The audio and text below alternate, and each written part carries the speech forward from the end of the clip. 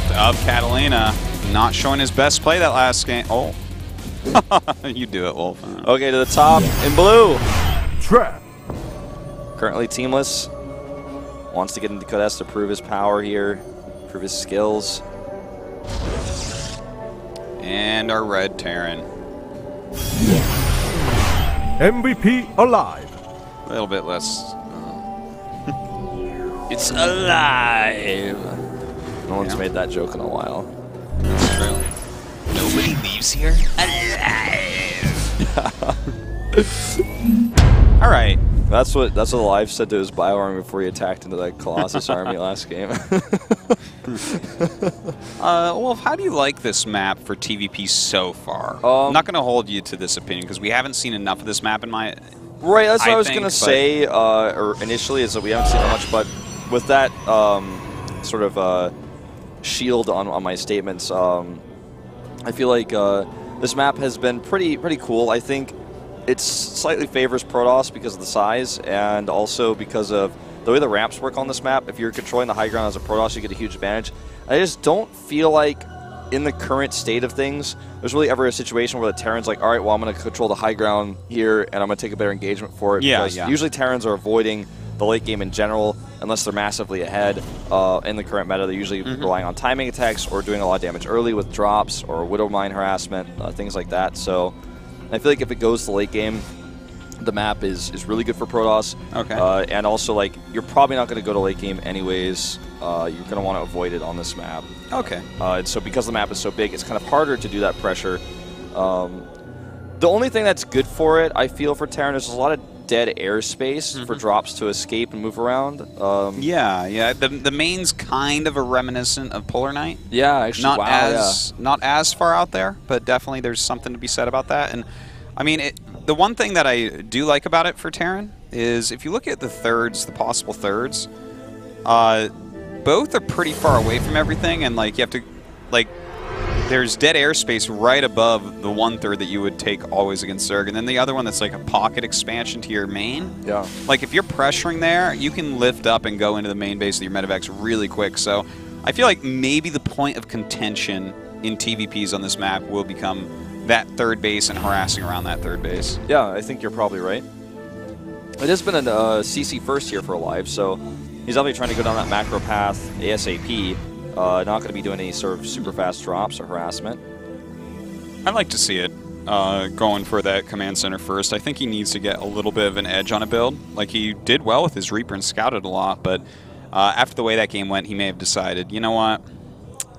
Trap is a bit better than me. Yeah. And I think that's not even like a shameful thing to admit. Trap is actually a very strong Protoss, like, especially a few seasons ago. That season where Deer ended up beating him, like, Trap was one of the best Protoss in the world at that moment. Yeah.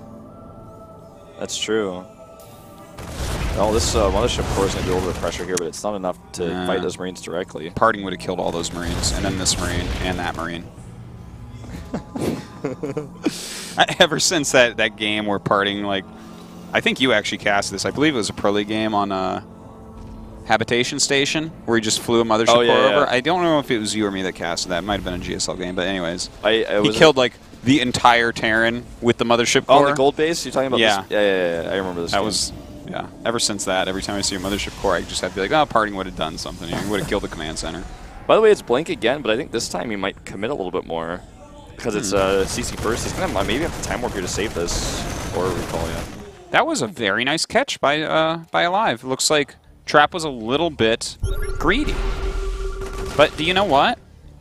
The build that he's... Ooh, that scan was really nice to be able to see that Blink is coming in. But, like, to force that, if this hadn't... If he wasn't going for Blink, let's say. Okay, I'm, like, tripping over my words here. If he wasn't going for Blink, the next pressure from Terran would have been really awesome. But since he is going for Blink, he'll have more early units. You know, he's not being too greedy. He's going to have that Blink upgrade done pretty quickly. And the Mothership Core isn't as needed for defense with a build like this. Yeah.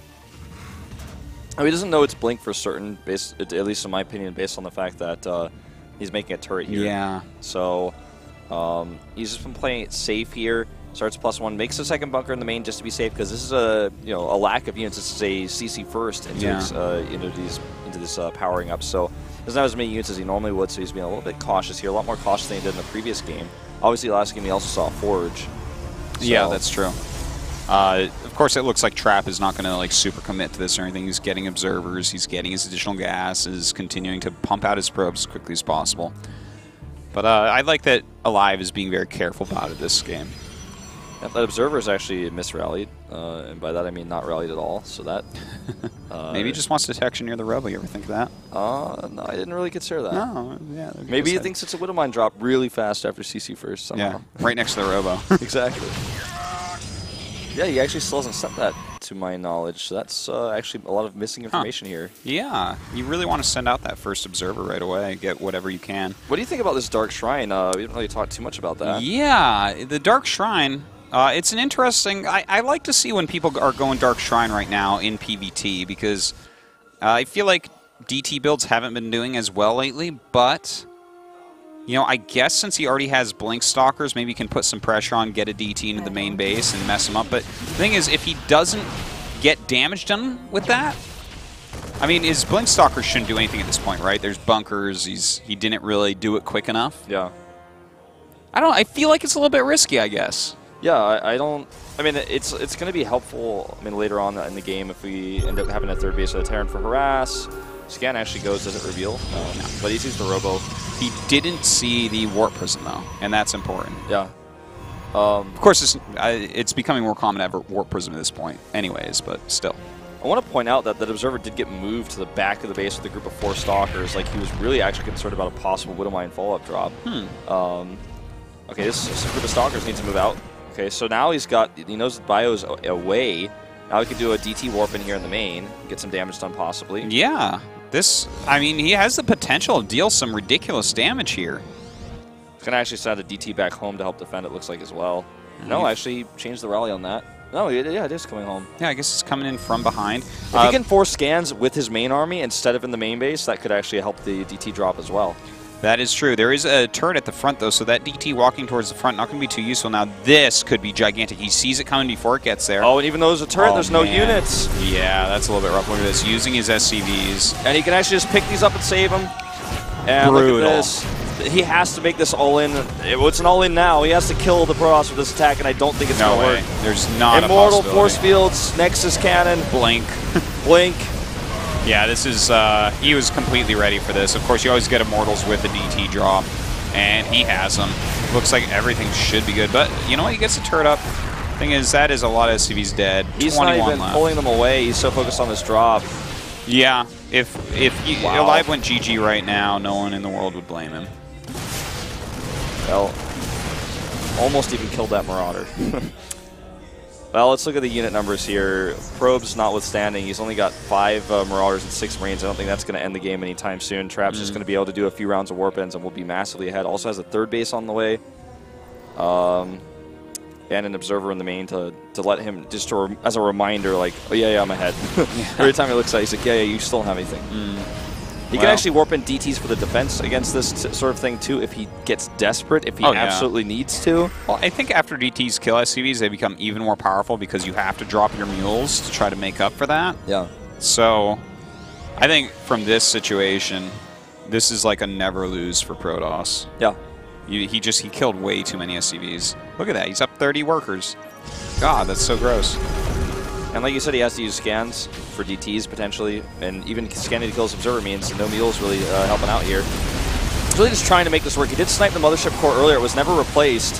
And this factory is actually helping out quite a lot. It's tanking some serious damage here.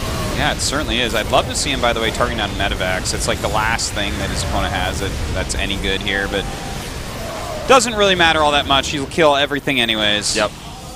Stalker's almost finishing off that Medivac. Yeah, this is just way too much. Protoss Army's composition is too strong here. You can just blink forward and kill the Medivac, and that's going to be game over. I'm a bit sad about this series, Wolf. GG. GG. A little bit too predictable. A little bit too one-sided.